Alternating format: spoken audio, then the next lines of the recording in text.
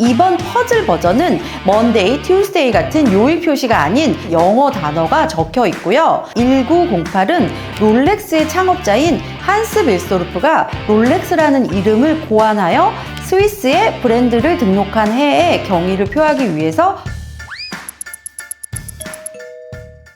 안녕하세요, 시계 채널의 이은경입니다. 지금 저는 이렇게 대한민국 서울에 있는 시튜버의 스튜디오에 있습니다. 그리고 제 앞에는 시계가 하나도 없습니다. 이번 영상은 제가 지난 3월에 제네바에 갔을 때 촬영해온 영상을 바탕으로 롤렉스의 신제품을 소개해드리는 영상입니다. 이미 롤렉스 신제품을 소개하는 여러 영상들이 유튜브에는 많이 있지만 실물 리뷰 영상은 거의 없고, 또 이번 워치스 앤 원더스의 최고의 화제작 중 하나라고 할 수 있는 데이데이트 36 퍼즐의 날짜창과 요일창의 구동 모습을 직접 보여주는 영상은 거의 없는 것 같아서 이렇게 영상을 제작해 봤습니다.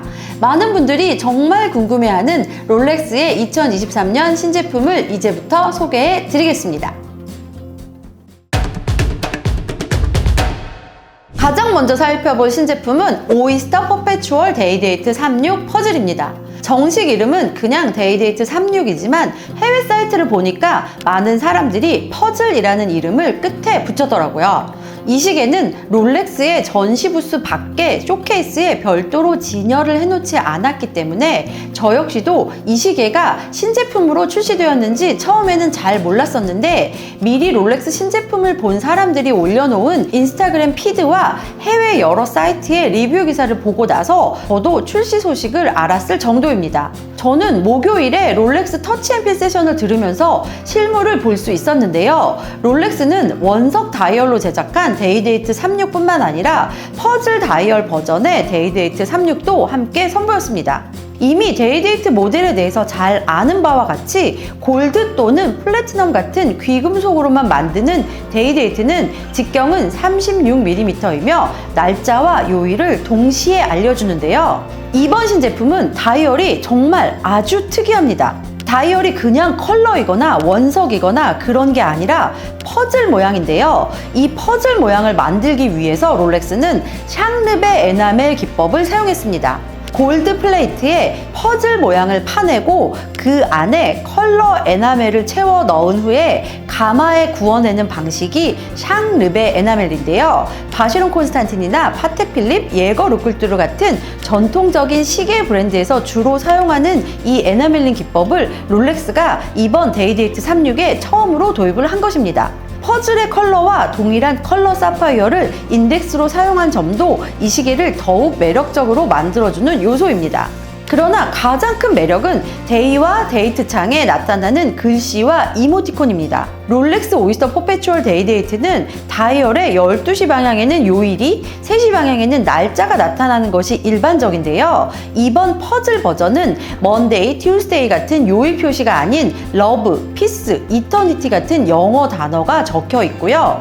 1부터 31일까지 숫자가 있어야 할 날짜창에는 스마일리, 하트, 체리, 호박 같은 사랑스럽고 익살스러운 이모지가 자리에 있습니다. 그래서 만약 이 시계를 차고 있으면 오늘 며칠이고 무슨 요일인지가 중요한 게 아니라 이모지와 메시지가 나타나는 것에 따라서 뭔가 더 기분이 좋아질 것 같은 그런 느낌입니다. 저는 이 시계를 보면서 정말 흥미로웠던 게, 롤렉스는 크로노미터 인증보다도 더 정확한 시계를 만들기 위해서 엄청 노력하면서 이 시계에서만큼은 몇 월 며칠은 중요한 게 아니고 그냥 삶의 행복을 주는 시계를 선보였다는 점입니다. 오늘 며칠이지? 하고 시계를 봤는데 하트가 있고, 어느 날에는 체리가 있고, 오늘 무슨 요일이지? 하고 시계를 봤는데 이터니티가 있으면 저는 정말 좋을 것 같은데요. 요일이나 날짜와 상관없는 삶을 사는 것 같기도 하고, 정말 좀 멋있지 않나요? 올해는 1963년 처음 출시된 코스모그래프 데이토나의 출시 60주년이 되는 해로 워치스 앤 원더스 전부터 많은 사람들이 롤렉스가 이를 기념한 새로운 모델을 내놓을지 궁금해했습니다. 결론은 60주년 기념 에디션은 아니지만 기념하는 의미에서 전반적으로 데이토나를 재해석한 신제품을 선보였고, 이번 워치스 앤 원더스에서 엄청 주목을 받았습니다. 데이토나가 워낙 인기 모델이기 때문에 신제품 역시 출시와 동시에 큰 화제가 된 것도 맞지만 가장 큰 이유는 롤렉스가 오이스터 컬렉션 최초로 백케이스를 시스루 백케이스로 노출했기 때문입니다. 물론 모든 데이토나 신제품을 다 그렇게 한 것은 아니고요. 950 플래티넘 소재로 제작한 버전만 반사 방지 코팅 처리된 사파이어 크리스탈 백케이스를 통해서 무브먼트의 장식과 로터의 구동 모습 등을 감상할 수 있도록 했습니다. 올해 새롭게 출시된 데이토나부터는 무브먼트도 새롭게 업그레이드된 칼리버 4131을 장착했는데요. 4130을 발전시킨 4131은 컷아웃 디자인의 로터와 완전히 새로운 마감이 특징인데요. 그 중에서도 롤렉스가 롤렉스 포트드 제네브라고 명명한 패턴으로 장식한 브릿지가 가장 큰 특징입니다. 무브먼트 변경뿐만 아니라 디자인에서도 아주 미세하지만 알고 보면 매우 큰 변화가 여럿 있는데요. 일단 다이얼에 있는 인덱스의 디자인이 조금 더 길어지면서 슬림해졌습니다. 그리고 베젤에서도 큰 변화가 있는데 세라크롬 베젤이 장착된 버전에서는 베젤의 가장자리를 케이스 본체와 동일한 금속이 얇은 밴드로 처리를 했습니다. 러그와 크라운 가드 부분도 미세하게 비율을 조정해서 조금 더 슬림하면서도 매크라운 디자인을 완성하여 손목에 착용했을 때 훨씬 더 착용감이 좋아진 것 같습니다. 이번에 소개할 시계는 요트마스터 42인데요. 지난해 11월에 롤렉스가 브랜드 최초로 티타늄 소재로 제작한 딥시 모델을 선보이면서 이번 워치스 앤 원더스에서는 요트마스터가 되었든 데이토나가 되었든 조금 더 웨어러블한 티타늄 소재의 시계를 선보일 것 같다는 예상을 많은 사람들이 했는데 역시나 올해 롤렉스는 RLX 티타늄 소재로 제작한 요트마스터 42를 선보였습니다. 요즘 워낙 티타늄 소재가 널리 사용되고 있고 지난해 바쉐론 콘스탄틴이랑 랑에운트 제네도 모두 티타늄 신제품을 최초로 선보였었고 그리고 튜더는 은근히 티타늄 소재를 잘 활용하는 브랜드였지만 롤렉스가 오이스터 스틸이나 골드, 플래티넘 대신에 티타늄 소재로 시계를 선보이는 것은 정말 의외적인 일입니다. 새로운 요트마스터 42는 티타늄 케이스와 브레이슬릿의 전체를 세틴 마감 처리했는데요. 케이스 본체의 측면, 브레이슬릿의 링크의 가장자리, 클라스프 커버의 측면까지도 세틴 마감 처리를 했습니다. 반면 케이스 본체 러그 부분에 챔퍼링된 상단 가장자리는 고광택 처리를 했고 크라운 가드는 폴리싱 처리를 했습니다. 그런데 티타늄은 워낙 단단한 소재라서 폴리싱이든 세틴 마감이든 피니싱하는 것이 워낙 어려운데요. 특히 폴리싱이 더 까다로운 편입니다. 롤렉스는 티타늄 소재를 새롭게 사용하기 위해서 특수 생산 공정을 만들었다고 합니다.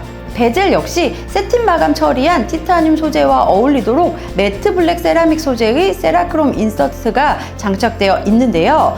양각의 숫자와 눈금은 폴리싱 처리를 했기 때문에 가독성도 매우 뛰어납니다. 다이얼 역시 세틴 마감의 인텐스 블랙 다이얼로 했으며 RLX 티타늄으로 제작한 오이스터 브레이슬릿에는 이지 링크 컴포트 익스텐션 링크가 장착되어 있습니다.